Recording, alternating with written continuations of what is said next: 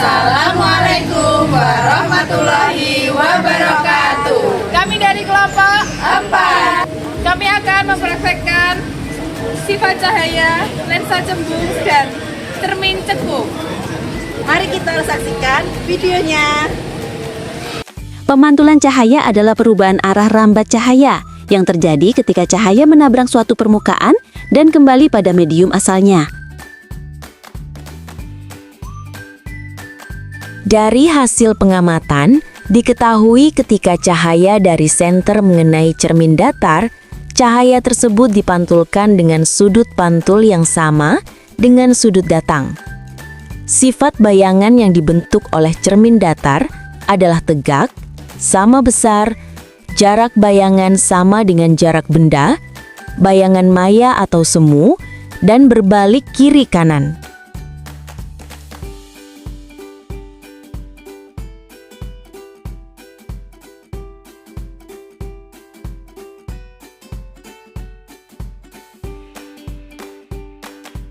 Berdasarkan hasil pengamatan, bayangan lilin terhadap cermin cembung terlihat tegak.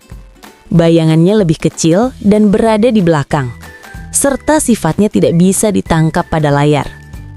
Cahayanya menyebar dan jangkauannya luas.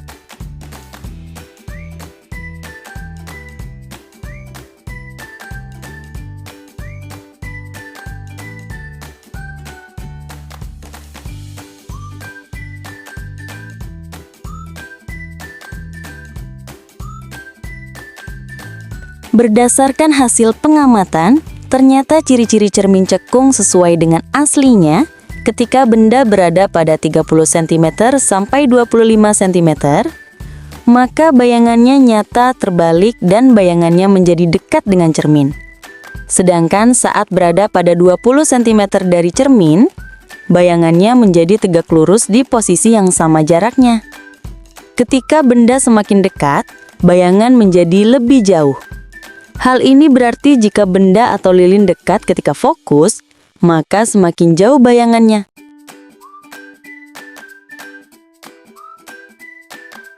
Pembiasan cahaya adalah peristiwa pembelokan arah rambat cahaya saat melewati dua medium yang berbeda kerapatan optiknya. Pada percobaan ini, lampu senter membantu memancarkan sinar lurus melalui celah sempit menuju balok kaca. Sinar datang membentuk sudut tertentu terhadap permukaan balok kaca yang disebut sudut datang. Saat sinar memasuki balok kaca, terjadi pembiasan. Arah sinar berubah mendekati garis normal. Setelah melewati balok kaca, sinar dibiaskan lagi dan keluar dengan arah berbeda dari awalnya, membentuk sudut baru yang disebut sudut bias.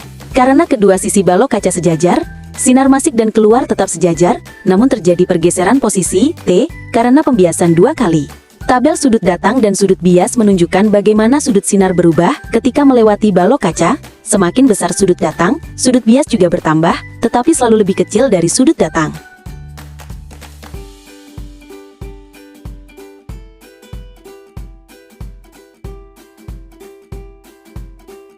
Saat huruf dalam kertas diamati dengan lensa cembung dari jarak dekat, huruf yang tampak melalui lensa menjadi lebih besar. Jika jarak lensa ke huruf diperbesar perlahan, huruf menjadi sangat besar, lalu kabur. Tabel pengukuran menunjukkan bahwa semakin dekat benda, huruf, ke lensa, jarak bayangan yang terbentuk makin jauh dan diperbesar. Sifat bayangan yang terbentuk bisa nyata.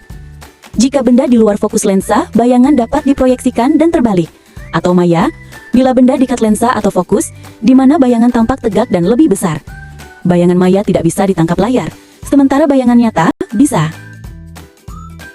Pada percobaan lilin, lensa cembung dan layar, hasil pengukuran menunjukkan sifat bayangan tergantung jarak lilin ke lensa.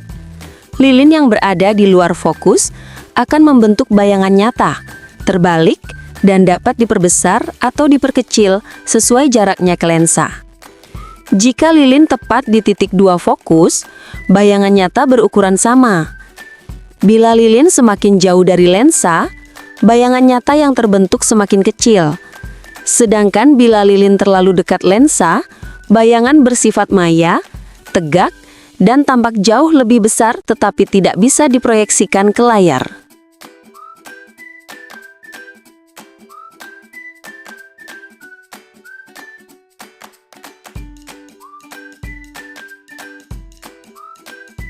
Lensa cembung adalah lensa yang menebal di tengah dan bersifat mengumpulkan atau konvergen cahaya. Cahaya sejajar akan dibiaskan dan bertemu pada titik fokus atau F. Bayangan yang terbentuk dapat nyata atau maya, tergantung jarak benda. Pada percobaan kali ini, nyalakanlah sumber cahaya, kemudian aturlah posisi benda dan lensa agar pada layar terbentuk bayangan yang paling tajam. Lalu, ukurlah jarak benda atau S dan jarak bayangan atau S aksen. Ulangi percobaan beberapa kali dengan kedudukan benda yang berbeda. Setelah melakukan beberapa kali percobaan, inilah hasilnya. Cermin cekung adalah cermin yang permukaannya melengkung ke dalam, seperti bagian dalam sendok. Pada percobaan kali ini, nyalakanlah sumber cahaya dan aturlah kedudukan benda dan layar agar pada layar terbentuk bayangan paling tajam. Setelah itu, ukurlah jarak benda dan jarak bayangan. Ulangi percobaan beberapa kali dengan kedudukan benda yang berbeda. Setelah kita ulang berkali-kali, kita mendapatkan hasil seperti ini. Berdasarkan hasil yang diperoleh tersebut, dapat dikatakan bahwa semakin jauh jarak fokus, maka keakuratan atau kekuatan lensa semakin kecil. Sebaliknya, semakin dekat jarak fokus, maka kekuatan lensa semakin besar. Hal ini sudah sesuai dengan teori yang ada dan dinyatakan dalam persamaan P sama dengan 1/F. Sekian video yang kami buat, semoga bermanfaat. Selamat menyaksikan. Dadah.